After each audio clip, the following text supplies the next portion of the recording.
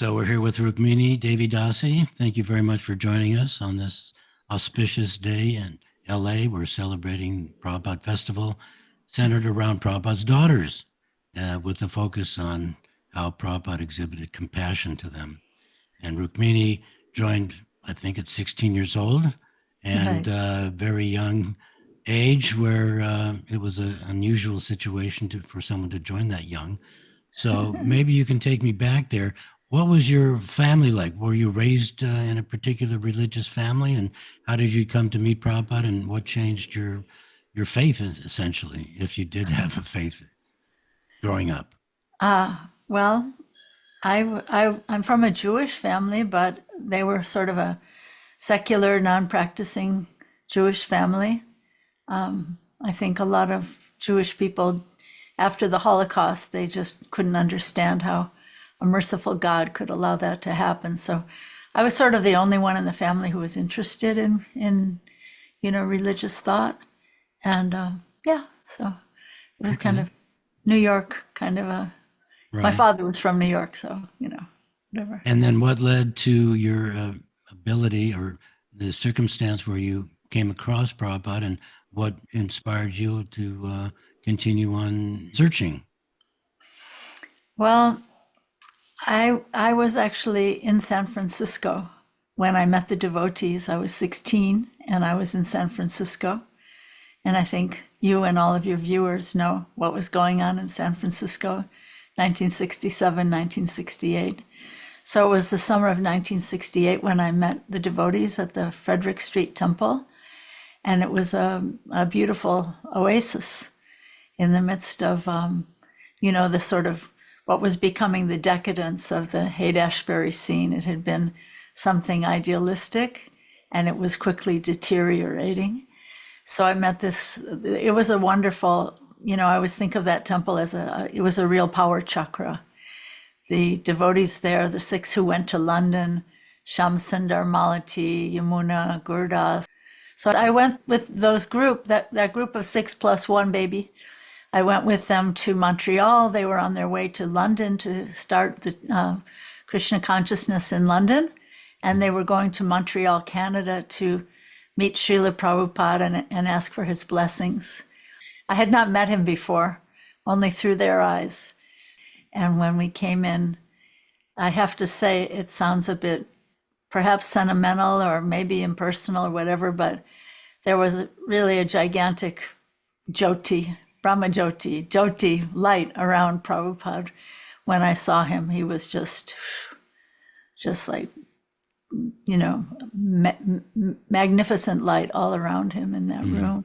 When you were introduced to him, he found out that you were only 16 years old? Yeah, so here's what happened. So Yamuna Devi said, we called him Swamiji at that time. So she Hmm. said, Swamiji, this is Wendy, and she's only 16 years old, and she would like to become your disciple.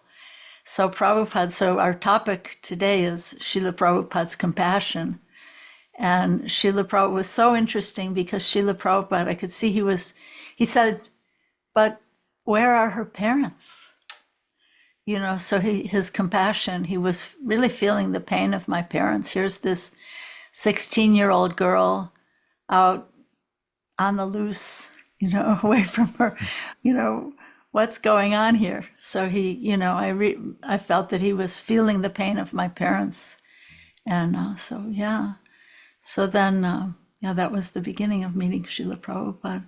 I feel like Prabhupada's compassion is really rooted in the broad compassion of Lord Chaitanya and his predecessor acharyas, Bhaktivinoda Thakur, Bhakti Siddhanta. They were revolutionary visionaries, and I feel like Srila Prabhupada was so rooted in that mood.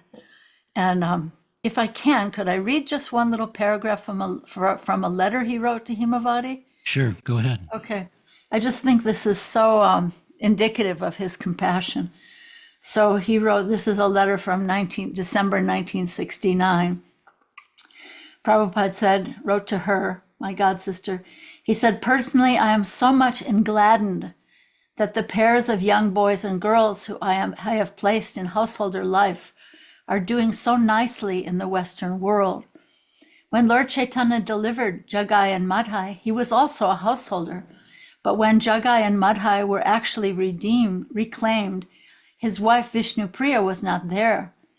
But in this case, and in many other cases also, I find that my disciples combined together, husband and wife, are doing this preaching work so nicely.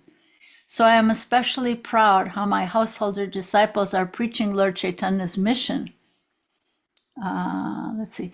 This is a new thing in the history of the Sankirtan movement. Isn't that interesting that he says that? Then he says, in India, all the acharyas and their descendants later on acted only from the man's side. Their wives were at home because that is the system from old times, that women are not required to go out. But in Bhagavad Gita, we find that women are also equally competent, like the men, in the matter of Krishna consciousness movement. Please therefore carry on these missionary activities and prove it by practical example that there is no bar for anyone in the matter of preaching work for Krishna consciousness. Nice. Isn't that beautiful? That's fantastic. Yeah. I've never heard that before. That's a great. It's beautiful. Great I letter. just really wanted to share that. But that Yeah. reminds me of how you once mentioned where you were with Prabhupada in a room, and Prabhupada was asking all the devotees to open temples. Right. And then tell me about that. Yeah, that's a beautiful story. So it took place at 26 Second Avenue. So Srila Prabhupada had a small apartment up one flight of stairs behind the courtyard. There was a little courtyard behind the storefront, and Prabhupada had an apartment back there. And we would meet there a couple evenings a week when I was in New York. Devotees, small group of disciples would go up to Prabhupada's room. And so on this one evening, he was looking into it. There were not very many people there. I would say maybe 10 or 15 at the most.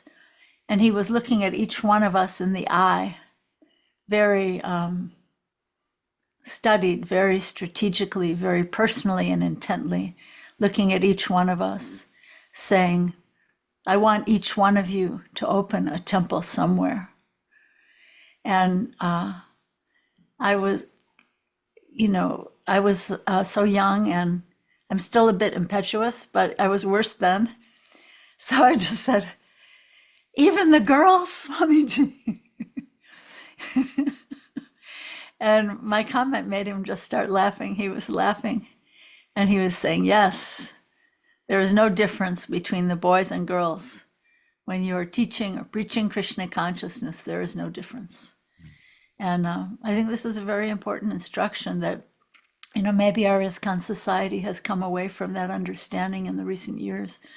But this was his vision from the beginning.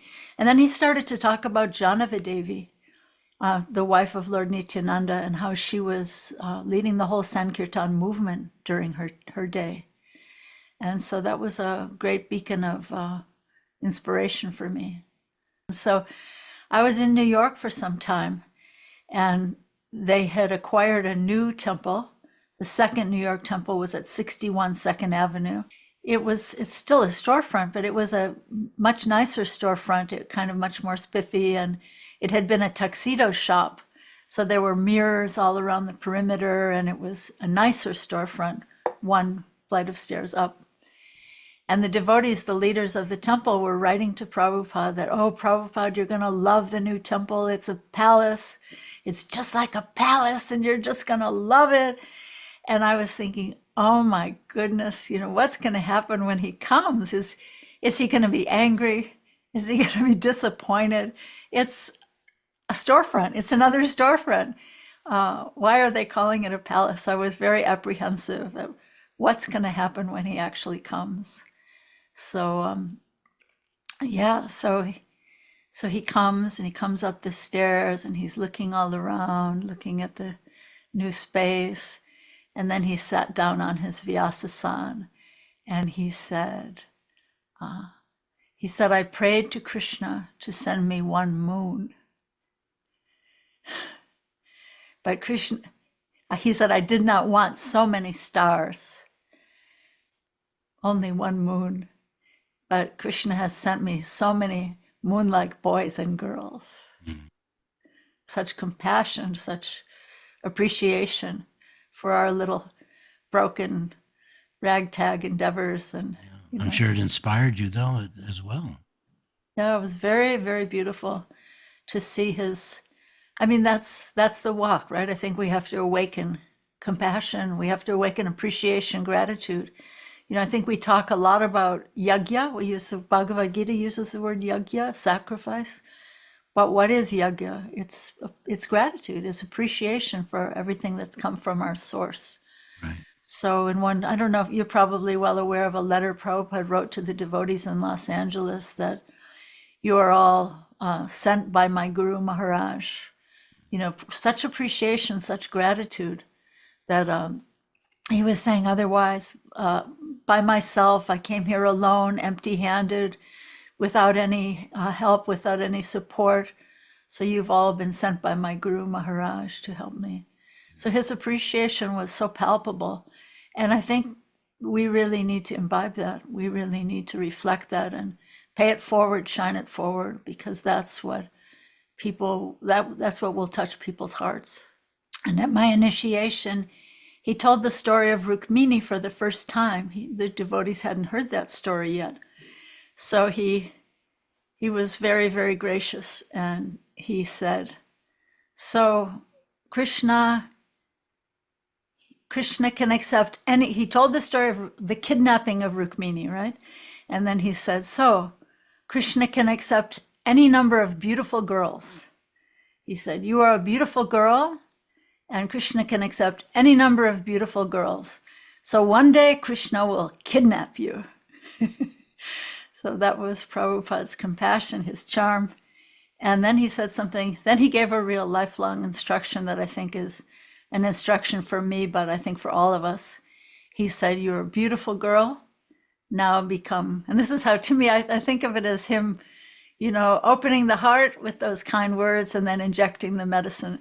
So he said, you're a beautiful girl, now become more beautiful within also. So that's the task, right? For all of us to open our hearts and become more beautiful. When someone was having trouble, Prabhupada would take them to be his own personal servant. As a matter of fact, he told Allen Ginsberg, and Allen Ginsberg was saying he couldn't never follow these principles. And Prabhupada said, well, you come live with me. That's pretty compassionate. Just come live with me. I had been sent to Los Angeles to learn deity worship from my dear god sister Shilavati, who just recently left this world. So I was there for almost a year.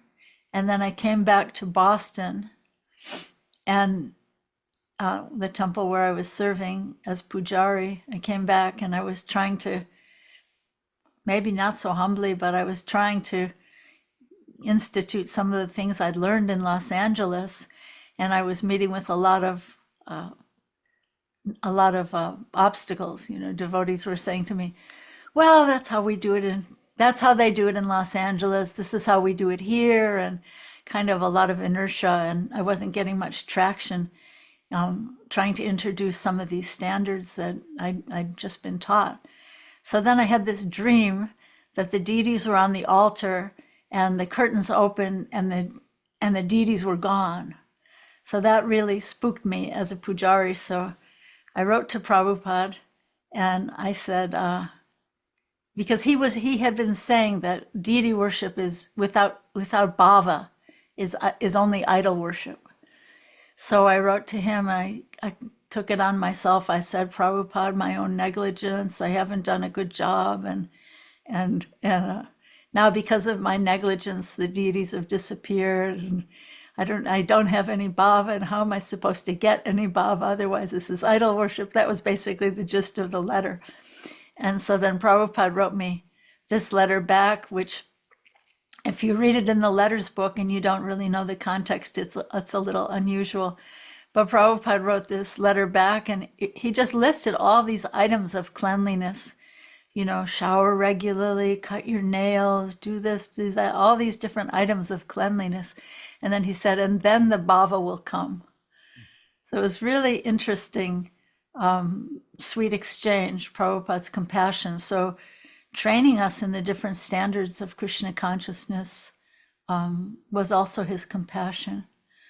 Very good. There's a story that in Boston, Prabhupada came to Boston. I was attempting to be a painter, and Bhardraj, my husband, was much better painter than I was. So Prabhupada came there and he looked at my painting, he looked at Bhardraj's painting, and he just said, "The husband is better."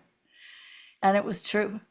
And then it's so fun, such a funny story. So this is Prabhupada's just being so present with his compassionate, being able to cut to the chase, right? That's what I would call it. So then about 2 years later in Mayapur, he came and he had sent us there to learn this doll making, this putal clay doll making. And we had made our first attempts at these dioramas, and Bhardraj made a diorama of Lord Chaitanya fainted in front of Lord Jagannath. I had made a diorama of Radha and Krishna dancing. Prabhupada looked at the two dioramas, and again, he just cuts to the chase, and it's just like picking up like he hadn't missed a beat from 2 years before. He said, he just looked at them, he said, "The wife is better." So that was quite funny. So we were in Delhi at one time, and the temple was in a house in this diplomatic enclave called Chanakya Puri. All the diplomats were in that area. So Prabhupada starts speaking from Lord Chaitanya's Sikshastra, quoting from the fourth, fifth, sixth verse. So he started saying, "Nayanam Galadash, Nayanam Galada," as though he couldn't remember the verse. And no one was completing the verse. All of the, sannyasis, everyone sitting up at the front, no one was saying anything. But I knew the verse, and I was sitting in the back corner in the back of the room. So really quietly I said, "Nayanam Galadashudaraya Vadanam Gadgari." And so Prabhupada points to this little girl at the back. He said, "Yes, what is that verse?" And so then I said the whole verse. And then Prabhupada was looking at these leaders around his desk saying, "You see, this little girl, she knows the verse, you don't know." And so he was cutting them down by his compassion. And then he tried it again with another verse from the Sikshastakam. He's going, "Yuga itam, yuga." And nobody's saying anything. So then me at the back of the room, I go, "Yuga itam nimishtena chaksusa." "Yes, what is that verse?" He has me chant the whole verse. So then I fell into the trap, and I started to get a little proud. Oh, I know the verse, they didn't know. And so then Prabhupada, his compassion, once again, he had to serve me with his compassion by cutting down my false pride. So then he started talking about the Ugra Karma civilization. And he said, just like they have these gigantic crucibles. And I was sitting at the back and I said, just really quietly, I went, And he turns to me and he goes, "So, you know what is a crucible?" And I actually didn't know what a crucible was at that time. And I said, and I was thinking he was meaning like a cubicle where monks meditate. And I said, "Well, isn't it one of those little rooms where monks meditate?" And Prabhupada did that toss of the head. "Does anyone know what is crucible?" And so then Brahmananda sitting at the front, he goes, "Yes, Srila Prabhupada, a crucible is a gigantic molten form in which they melt steel girders for building skyscraper buildings." So Srila Prabhupada looks right at me and he goes, "Yes, that is crucible." So his kind compassion cutting down our pride. This story is an example of Krishna's compassion allowing us to see something that Prabhupada himself was not exhibiting to us. So I was the pujari at that time. It was a Sunday evening. Prabhupada was coming in to give his lecture after the arti. So as he would do, he came up to the front to offer his obeisances to the deities. And I was hiding behind the left-hand curtain. So I wasn't being seen, but I was sort of from another angle from the rest of the people in the temple, crowded temple room. And so the deities were wearing, Krishna was wearing the typical Vrindavan yellow dhoti, and Radharani was wearing kind of a simple sari sort of a dress. And Prabhupada, when he came lovingly glancing at the deities, and then as he started to bow down, tears just shot out of his eyes across the temple room. Mm. Like you see in the pictures of Lord Chaitanya, the tears coming out like a syringe. So the people on the other side of the temple room were being splashed by Prabhupada's tears, and they're looking around. They thought maybe the pujari had thrown the water from the arti. And then Prabhupada just very humbly bowed down. And then I jumped off the altar as Prabhupada was walking. His Vyasa-san was at the back of the other side of the temple room. And I jumped off the altar and I was telling my friend, those are Prabhupada's tears. And we were wiping his tears from the floor, putting them on our heads. And so, yeah, when I think of compassion, I think of, Prabhupada was so unassuming. He was never exhibiting any ecstatic symptoms, but sometimes he would be overwhelmed. So I think of that as Krishna's compassion on us, that we had a chance to see on the other side of the mystery for a moment. This is fantastic. You you got the blessings, from Prabhupada's compassion from day one, 16 years old, and I'm not going to tell your age now, but you made a lifetime of devotional service that I'm sure, is an inspiration to all the other Prabhupada's daughters. We thank you for joining us at the LA Prabhupada Festival Thank you so much. 2024. So thank you for sharing. Thank you. It's been a Hare delight. Krishna. Haribol.